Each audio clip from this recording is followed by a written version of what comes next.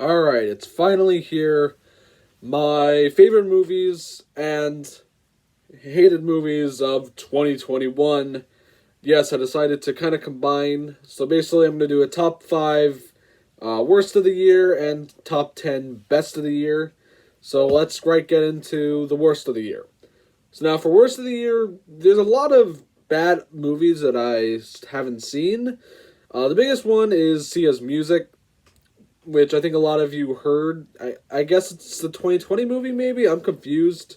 I think it's 2020 just because it got nominated at the Golden Globes, but I think it got like an IMAX release in 2021. I don't know, but this is definitely a movie I would like to check out soon just because of all the controversy behind it. But, yeah. And Space Jam is not going to be on here. I've seen Space Jam, and it really just isn't, it wasn't bad. It literally was just an okay, movie. It really didn't do anything.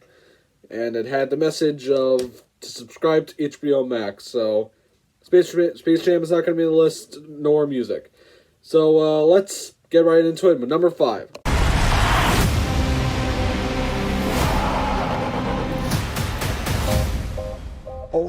The first Venom was like I said before, because I talked about how much I don't like this movie, but the first Venom was a fun, dumb superhero popcorn film.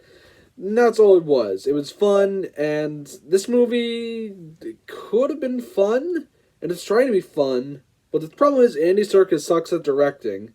That's why there's all these weird choices with his camera movement and directions.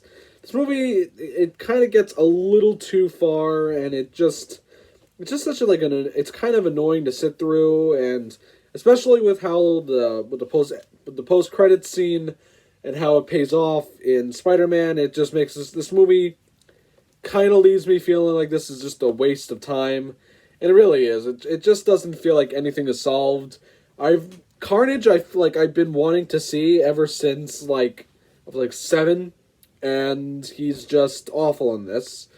Woody Harrelson could have been great, and he wasn't. It's just, and the only reason why I'm giving this film, at number 5 is just because of Tom Hardy. Tom Hardy's still really great as Venom. But overall, everything else, it's just, I really can't, just stand this movie. This was just such a letdown for me. Alright, number 4. These years, to be going back to where it all started. Back to the Matrix.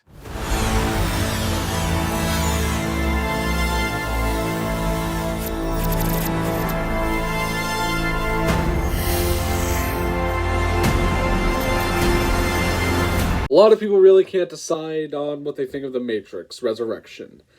And I really wanted to like this movie, and I thought it really was going to be better than the sequels, and after rewatching all 3 of them before Resurrections, this is definitely the worst. I think it's the worst Matrix movie. I think it's even worse than Revolution. And to be honest, my opinion on Reloaded and Revolutions is that I think they're fine. The movies are fine whenever they're in the Matrix, unlike when they're at Zion. But whenever they're in the Matrix, it is actually pretty fun as a movie still. And I will admit, I do like the new city that they introduced that Niobe controls. I like that part. I like that improvement.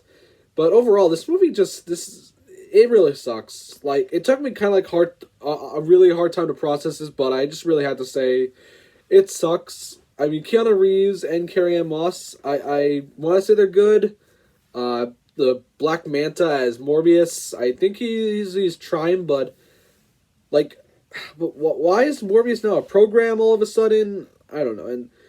And also, I gotta just say, Kristoff from Frozen as Agent Smith, I mean, I'm fine if he wasn't in it, but what makes it worse is the fact that he's not even played by Hugo Weaving, and, I don't even know. I mean, I guess, Neil Patrick Harrison could have been, I don't know why they couldn't make Neil Patrick Harrison just the one villain and not bring Agent Smith, because, this movie, I really just left this movie, forgetting everything that happened. And even, the action is just so bland. In every Matrix movie, you at least, remember, a specific fun action scene. In the first Matrix, there's the fun, there's the bullet time. In the second one, there's the car chase. In the third one, there was the club shootout. There was always a fun action scene. I can't even remember any action scene from this movie. That's how just dull and forgettable it is. I'm trying to think. I guess the Tokyo ride was good, but a movie that's been so split down the middle, I really just this sucked. And not even and no, and it's not because of. I guess it's because some people say it's political. No, it's just that it's such a terrible movie, and I think we just need to stop making Matrix movies because I feel like Matrix is probably the one movie franchise where every single movie has been hard, that came after it to try to top it. But again, Matrix Resurrection, my God, this what a disappointment this was. All right, number 3. Boys are always so messy.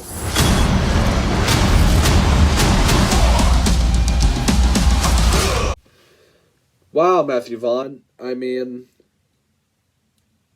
The Kingsman. This movie, I mean, can't you just believe that 2 movies that came out in December, on the same day, they both suck.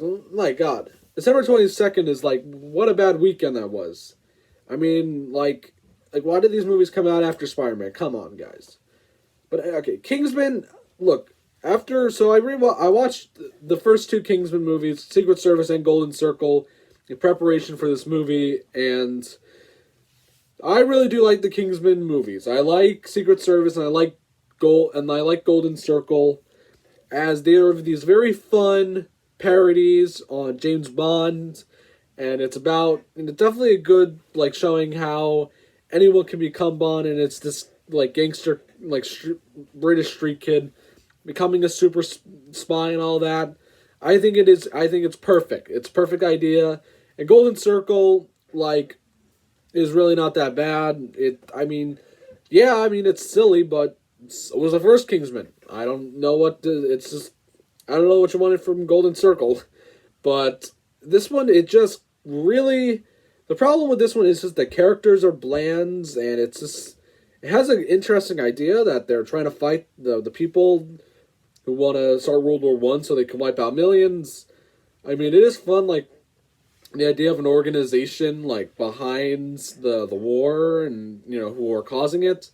That's a fun idea, but it's just that the characters are so bland, especially Ray Fiennes, who's doing a good job, but he just kind of doesn't really work.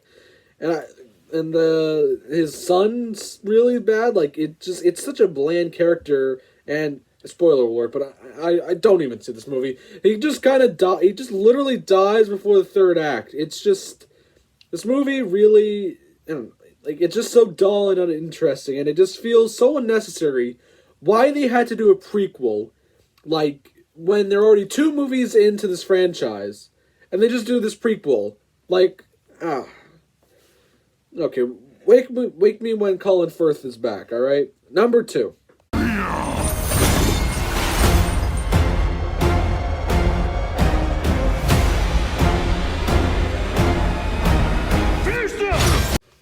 This, unlike the other 3 movies before, this is when I would hate a movie the most. When it's just bland, boring, and mediocre. This is just hands down, the most bland, mediocre, action movie I've seen. And, my God. First Mortal Kombat was so good, was a really fun summer popcorn blockbuster that's perfect for what it is. And this new reboot really could have fixed it, especially with its R rating and gore, which that is one of the best parts, is that it is gory. And even when it's gory, it just feels like I'm watching one of those 2000 unrated cut DVDs. I mean, it's still good, but it's literally brief. It's really brief. And just the characters, especially just having Cole Young as like what is he doing? What is he doing here? What is the purpose of Cole Young? And just everyone and just Raiden and Shang Tsung. It's like why does Raiden suck? Why does he suck? And I mean, the best part really is just Scorpion and Sub-Zero. Like, that is the best part. And Kano's kind of fun, even though that role is really meant for Jason Statham. But this movie it just kind of really bores me that this was such a dull and uninteresting movie that is just a setup for another movie.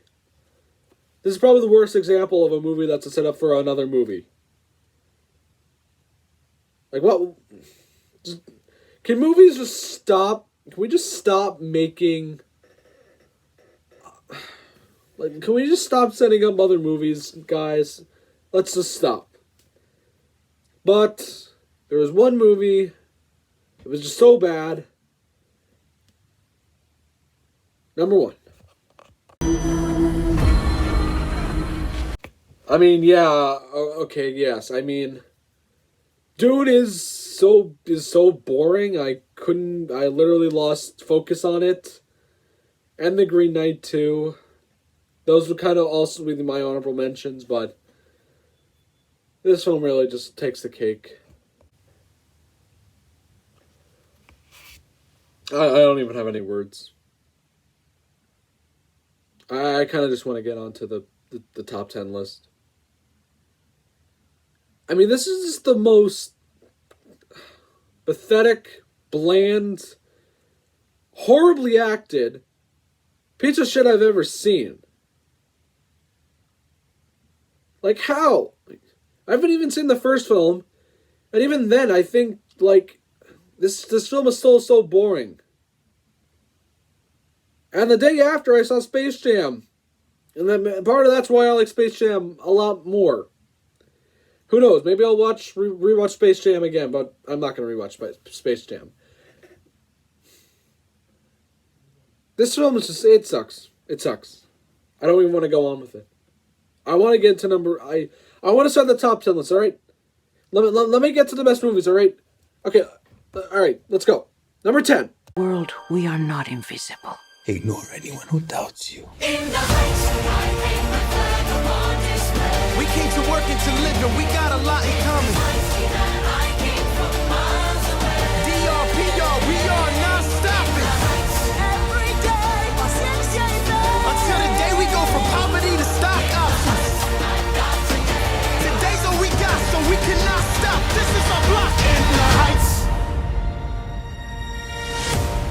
So I would like to note that I have never seen Hamilton, not even when it came on Disney Plus, or even before on Broadway. I have not seen Hamilton, and I don't care. But I did see In the Heights, and it was pretty good. This is definitely a really solid musical, and it's probably the best Broadway adaptation since... I want to say Hairspray. Probably since Hairspray, this is just a perfect way of just how to just do a good Broadway musical. And that is to just not care that much about the cast and have people who can sing well. Well, besides one person, but they kind of cut his song and he only gets that one solo part. But anyway, In the Heights is a very good musical. I really did enjoy it. It's definitely has a great... The cast is great. The acting and writing, it's all really good. It's a good social commentary on being a New Yorker and being an American. And I think In the Heights, it is still a very fun musical. And even when it comes to musical movies, I think it's the best since La La Land.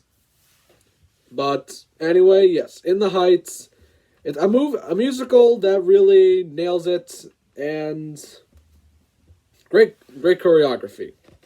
All right, number 9.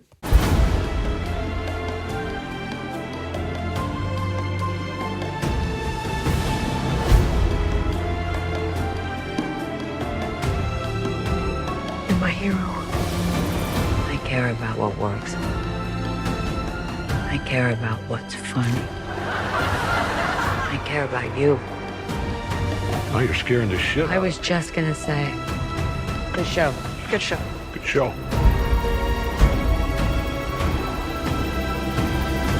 I know what you're thinking.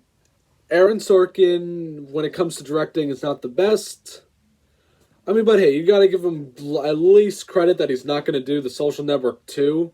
And he's actually, and he's gonna do it unless, Fincher does it. So you gotta give him, you gotta at least give him credit for that. But, I mean, even if he's not a good director, he is still a really good writer.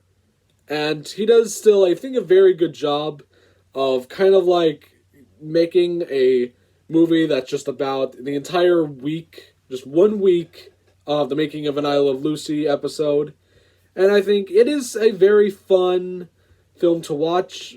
Definitely wasn't what I was expecting. I thought it was going to be more of a biography than what we really got, even though it kind of is, but I thought it was going to really go throughout the show.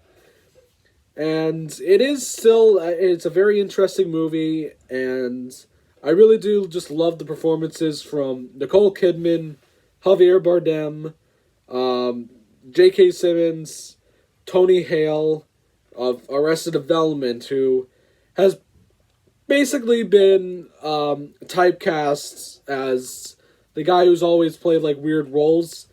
But now to see him as this TV producer who is trying to act very powerful, it is very interesting to see, and it is actually pretty good. And I really enjoyed this film. This is definitely not a great on a technical level, but damn, Nicole Kidman is really good in this. Alright, number 8. Do you believe in ghosts? I want to report a murder. You witnessed the murder last night, but you believe this was a vision from the past. The guy that killed her is still out there. I have to stop him.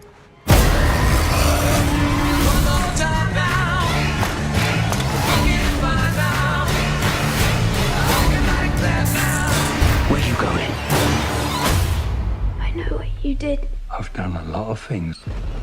You're gonna have to be more specific, love. You can't save me.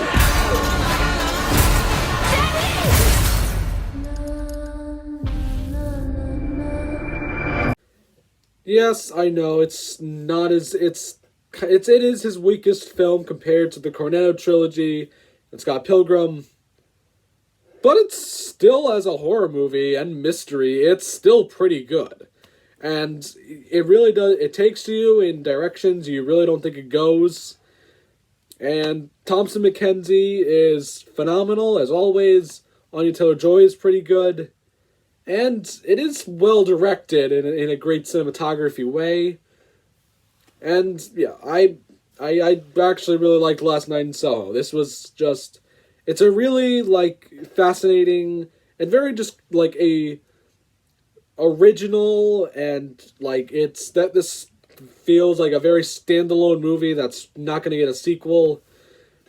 But definitely the best. It is a very good mystery and supernatural slasher movie, and Edgar Wright's able to pull it off, and it's really good. Last Night in Soho, definitely, in a year of horror movies like A Quiet Place Part 2 and old, very good movies, definitely Last Night in Soho is the best out of all the horror movies of 2021. Alright, number 7. Let's get it. This is suicide. Well, that's kind of our thing. I'm a superhero!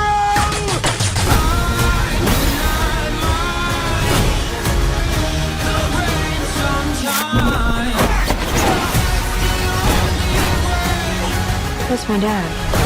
I want to get you out of your life. I'm going to get you out of here alone.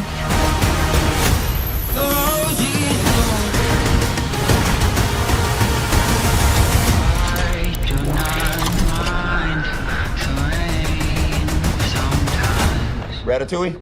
I'd imagine Marvel seeing this a month after Black Widow coming out and seeing how that performed.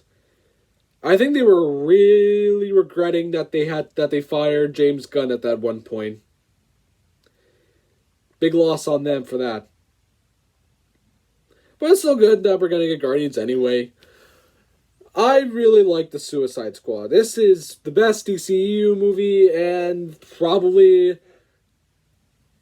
the best DC movie since, well, Shazam, but it's definitely like up there with like the Dark Knight trilogy and Batman. It's definitely it's a really good like action movie, the best summer movie of the year, and it really does work. It all works because James Gunn, he really understands that comic books are goofy as hell, but he's able to make it work, and this movie is just a load of fun.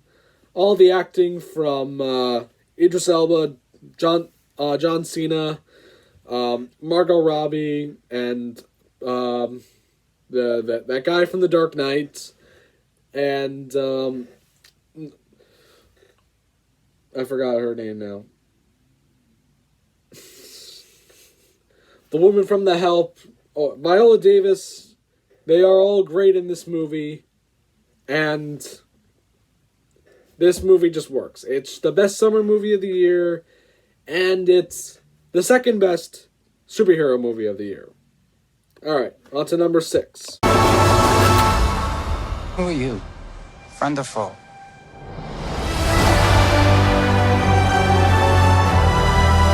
If you go with him, no one will ever forgive you.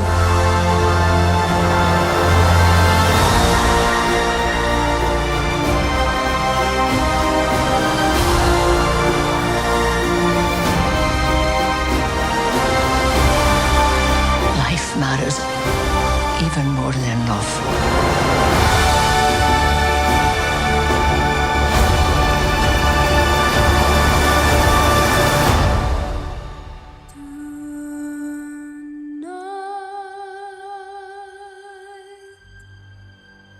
I was very nervous to see how Spielberg is going to remake a movie that really did not need to be remade.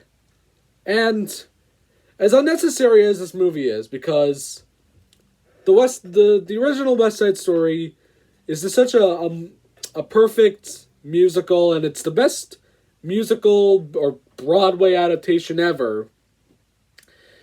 As just unnecessary as this movie is, it really does pull off, and it's like a proper remake that is like every kind of remake sometimes when it's good, is that it's good and it kind of really can't decide what's better. It's like trying to figure out what is better, King Kong 1933 or Peter Jackson's Kong, you know? Movies that are good on, like, that have definitely, like, stuff that they do better and stuff that, you know, did worse.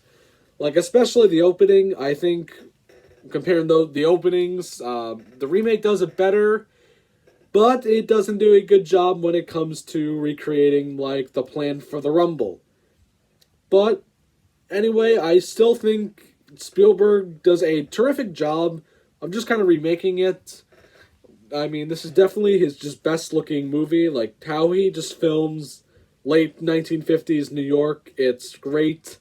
The Rumble, which is now, like, in this, this salt shed, it's pretty amazing fight, and just like that shot of, like, the Jets and the Sharks with the doors opening, with their shadows, that's pretty amazing shot right there. A lot of, like, the singing, especially the character of Riff, who I forgot the actor's name from since he's an unknown. He is really good. He is the best actor in the movie, surprisingly, when it should be Ariana DeBose, you know, Anita, but the guy who plays Riff does a magnificent job. I'm going to daringly say that he deserves the supporting the supporting actor award at the Oscars. That's how good I really think he does in this performance.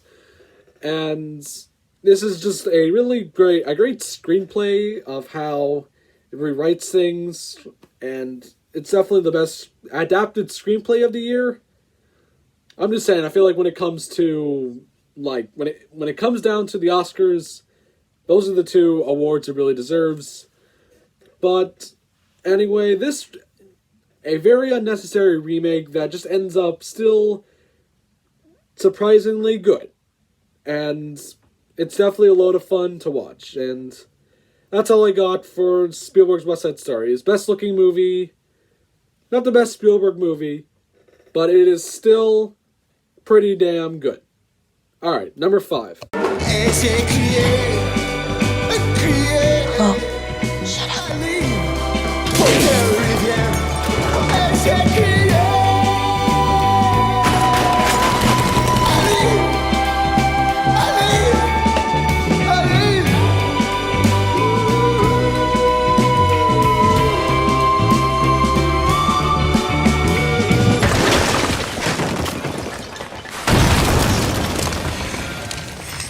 A message from the foreman.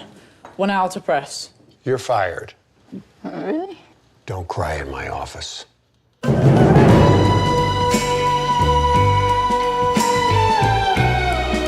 So when I was ranking Wes Anderson's movies, I put this film at the middle of it all at number 6. And that's because it's just the fact that it's an anthology film, and I wanted more time to get used to these characters, and that's why I really wish this movie was put on like Amazon Prime, and they did like a small acts thing, and it was just these 3-hour-long movies, and at the end there was something about this French Dispatch ran by Bill Murray. But at the end of the day, this is still a beautiful, amazing production design, shot, lit, acted movie. Wes Anderson is just a genius. He really just is one of the best, comedic directors. Just the way the film is shot, it's all this attention to detail in the sets and the shots. It's just amazing. And all the acting, from Benicio del Toro, Adrian Brody, Léa Seydoux, Frances McDormand, Timothy Chalamet, and Jeffrey Wright, and the newcomer, the French. I forgot her name because it's French, but it's the one that Timothy Chalamet is in love with. She's amazing in this. I hope her career takes off with this film. But French Dispatch is pretty amazing. It's pretty awesome that it beat Venom at the box office. But anyway, French Dispatch is just Wes Anderson at his height again in his, because now he's now in his can't do any wrong phase now, and it's pretty amazing. And overall, this is just a very funny movie. This is definitely the best comedy of the year, or mostly the second best. But it is still a really good movie, definitely worth watching. On to number 4. They fool themselves. I've given you a fortune. It's time that you delivered. When does it end? I want to know.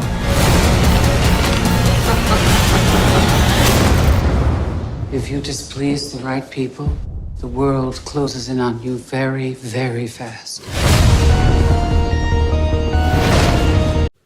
So, Nightmare Alley, I feel like I should also mention, is also a remake of a 1947 film noir that I have the Criterion Blu-ray for, and it's unlike West Side Story, where it's pretty mixed, where I think both movies, both original remake, have both great things in it. Nightmare Alley, actually, I feel like, is a remake that is way better than the original. I'm trying to think, what is something that the original film did better, but I cannot like figure it out, because this film does a better job establishing the main character that Bradley Cooper plays.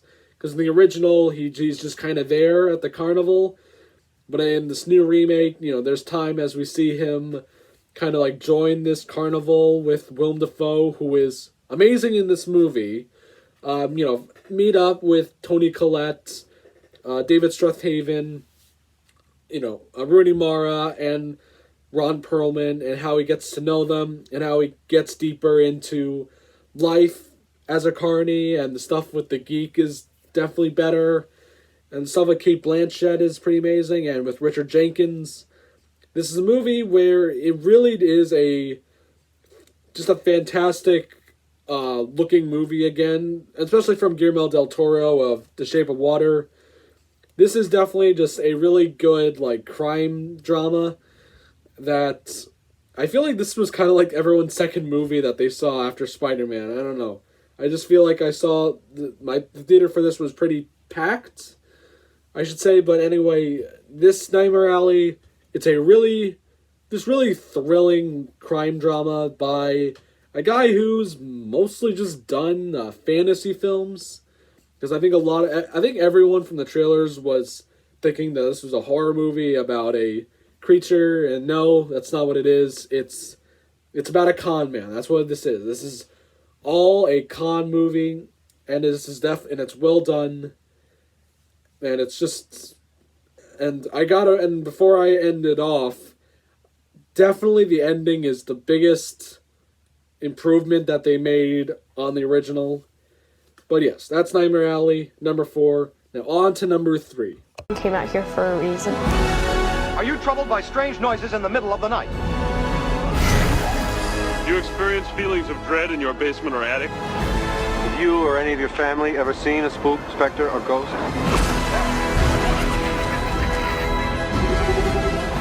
Oh my god. You guys hear that? Something's coming. The whole city. It's like The Walking Dead.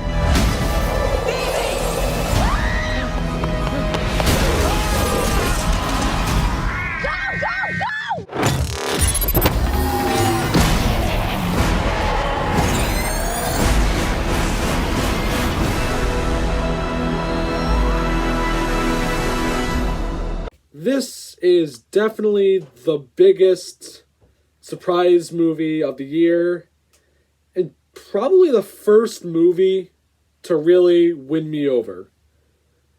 I'm serious. This movie was so good, and it's just such a great sequel. It's probably the best sequel since probably Blade Runner 2049 or Mission Impossible Fallout. I don't know, but this is a terrific sequel to Ghostbusters, probably my second favorite movie. But this movie just really, as much I was really nervous of how they were going to just do a Stranger Things route, it's now their grandkids. It's literally children as Ghostbusters. This should sound terrible idea, because kids using nuclear weapons, this should really be bad. They're bringing Gozer back. Why Gozer back? But it all works. And it's not because it's funny, or that it's respect. It has it's Ghostbusters again. It's the original universe. That's not why it's good. It's good because Jason Reitman understands good characters and good dramas, and he does a great job of telling the story about this family with their struggles as they, and they learn more about their grandfather's legacy. And it's definitely just a really compelling movie, and that puts you in a lot of suspense when it comes to the Ghostbusters appearing. And as little as they get in this movie, there is this feeling of like everything is earned. Everything is earned because like the Ghostbusters theme doesn't even play at the beginning of this movie like it usually would. It plays at the end because there's this feeling that this new group of Ghostbusters has begun, and now, like, with the title, it really, there's a feeling of, like, everything is earned with how the Ghostbusters are coming back, and Egon's ghost coming back.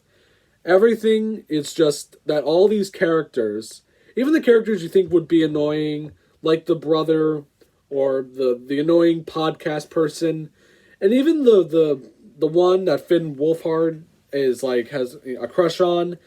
There is something fun in every single one of these characters. This is definitely, again, one of like the best like characters in a like for kids, because all the child acting is great, especially from just McKenna Grace and Finn Wolfhard.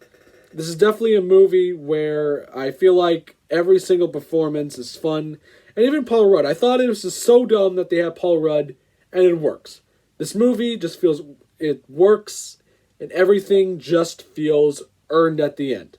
This movie is really not as bad as Hack the Movie brings it up to be. Sorry, on to number 2. Save everyone.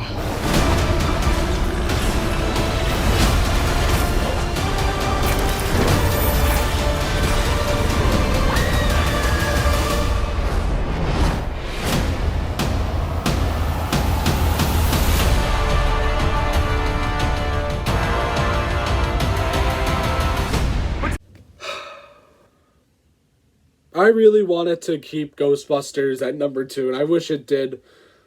But Spider-Man, another movie that also kind of won me over, but I kind of suspected that this would be better just because it's that we're finally seeing that these characters again, Dr. Ock and, the Green Goblin back again, which we've never seen for a while now.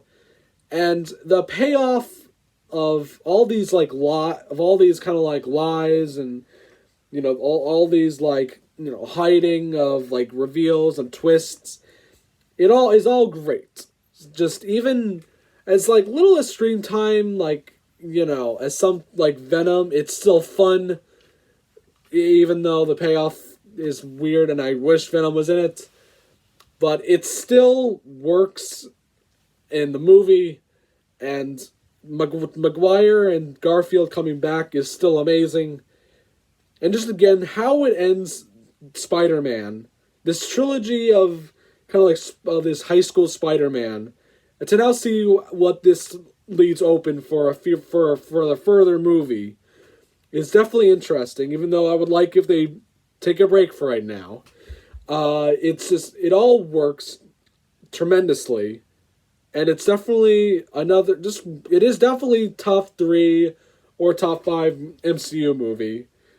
But anyway, this is definitely the best Spider-Man movie. And I've already said a lot about this movie in my last Spider-Man ranking video. But definitely this is the second best just because it really just it nails Spider-Man. And I think after all the build-up over this year, a lot has paid off with this movie. So before I get into number 1, I'm going to now get into my honorable mentions. Alright, so we got Cruella, definitely the best Disney live-action remake. It was very fun. Emma Stone and Emma Thompson are really great in this. This is a very just fun origin movie. That's all I have to say. F9, definitely the weakest out of all the post Fast 5 movies, but it's still a lot of fun. Like, I still had a lot of fun with this movie anyway. The Tomorrow War, not as bad as everyone said it is. I mean, I don't really think you should, like, give Chris Pratt, this movie shouldn't be hated just because of Chris Pratt's ideas, but the Tomorrow War, it definitely had a lot of good ideas and a lot of interesting stuff. Old. Very good, really good M. Night movie, and I think it's definitely one of his best. Yeah, it's got bad acting, yeah, it's got bad dialogue, but it is a very well-looking movie, and I mean, I feel like this is the way, like, it feels like I'm watching an old movie, and it's weird to say that, because even though it doesn't look like an old movie, But it is fascinating because it's the one that feels like I'm watching an old movie from the 50s, and that's what I found interesting about it. Shang-Chi. This movie would have gotten a 4 stars if it didn't have Awkwafina, the most unfunny character in the MCU. Yeah, you heard me. More unfunny than Kat Dennings. But as a martial arts action film, it is very fun. The martial arts is pretty damn good. And I will admit, the father-son dynamics is pretty good.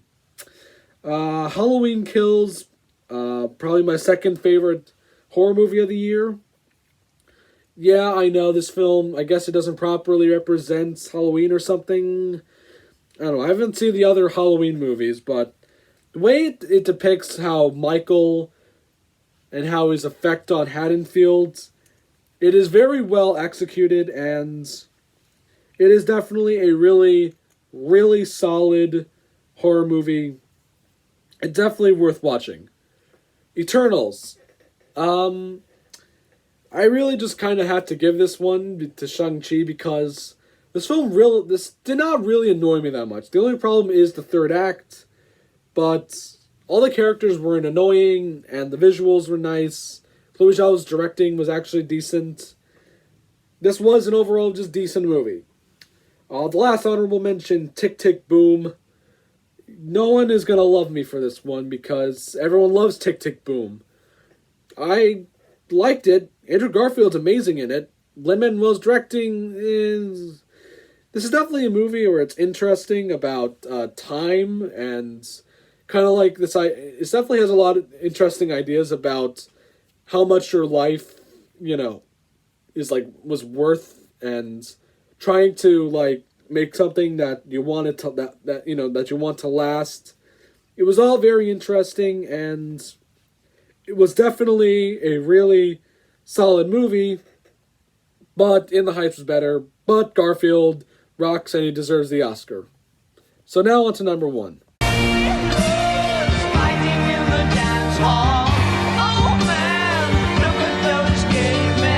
I think it's weird I hang out with Gary and his friends all the time. I think it's weird that I hang out with Gary and his 15-year-old friends all the time. Take a look at the long man beating up the wrong guy. Oh man, wonder if you'll ever know I'm not gonna forget you. who's in the best-selling show. Just like you're not gonna forget me. Gross.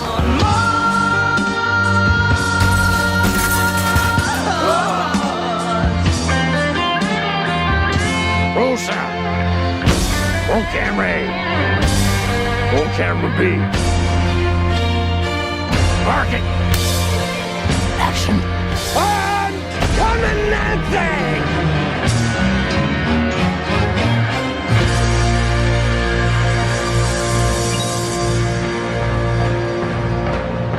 Hello? Licorice Pizza, or the more appropriate title that I really think it deserves, is Once Upon a Time in Hollywood 2, because it kind of has so many similarities, especially the look is so both of these movies look the same, with the same lighting and film grain, and it has, it is based on people just living in, California area, and it has, actual famous people, especially John Peters. And I gotta mention, Bradley Cooper does an amazing job. And you know what? I might even take that back, what I said about the guy playing Riff. Actually, no. Bradley Cooper deserves the best supporting actor nod. And Alana Haim deserves Best Actress, because she was snubbed at the Golden Globes. I'm sorry, Rachel Zelger, but, I mean... Alana's was just did really great. How'd you do that? He was maybe gonna be my boyfriend. Listen, young lady, you don't bring this idiot to Shabbat dinner here. Listen, Dad, he's an atheist and an actor, and he's famous. But he's Jewish. He was gonna take me out of here, Essie. Don't you even look at me. Don't you even look at me. You're always looking at me. What are you doing? I didn't even say anything. What are you doing? What are you thinking, huh? I'm Essie. I work for Mom and Dad. I'm perfect. I'm a real estate agent. Alana doesn't have her life together. Alana brings home stupid boyfriends all the time. I mean... I knew it. I knew that was what you were thinking. You're always thinking things, you thinker. You thinker. You think things. Definitely, and like Hollywood, all the acting is amazing. From Cooper Hoffman, Alana Haim, which is their feature film debuts, Sean Penn, Tom Waits, Bradley Cooper, who I've already mentioned. They're phenomenal in this movie. Everyone is phenomenal in this. It's just, I feel like this is a movie where I have probably never had this much fun, just like watching a movie about nothing in a while since 2019. And this is just the best movie of the year because it's just about these two young people who fall in love in California and in the 70s, because I wonder what, I don't know, the 80s, like, Once Upon a Time in Hollywood would be. But Licorice Pizza is just such a damn fun movie to watch, with Paul Thomas Anderson's amazing writing and directing. Like, this definitely, like, deserves, like, the screenplay nod. It's definitely a movie that's so worthwhile to watch, and that's why this is the best movie of the year, because it's just such a fun rom-com coming-of-age story that really kind of like just pays off at the end. So, there you go, guys. That's 2021. I know there's one in particular movie that I didn't talk about. I haven't seen it yet. I don't know if I'll watch it, though. But, so I guess I should just end it off by sending out the next video with an announcement that for this year, 2022, with movies coming back, I think it's time for me to end first viewing. But not first viewing altogether. I plan on just finishing, talking about like all the new movies I've seen in 1 month. I still will be continuing franchises, and I will be, and I do plan on making a new first viewing on a franchise. And it's the first horror franchise that I'm working on. And I think you all know what it is. I'll see you next time. Bye.